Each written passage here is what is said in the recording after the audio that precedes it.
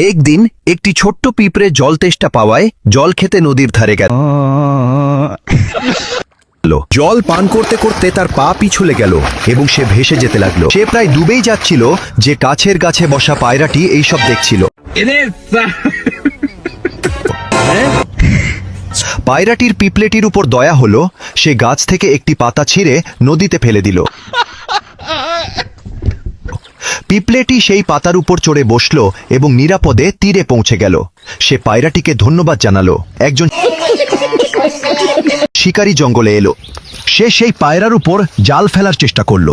এটা দেখে পিঁপড়েটা বুঝতে পারল যে তার বন্ধু বিপদে আছে। সে ছুটে গিয়ে শিকারীর পায়ে কামড়াতে লাগলো। যন্ত্রণায় শিকারী চিৎকার করে উঠল। নিশানা ফসকে গেল। পায়রাটা উড়ে গেল আর বেঁচে গেল। ভালো কাজ কখনো বৃথা যায় না। একটি ভালো কাজ সব সময় ফিরে আসে।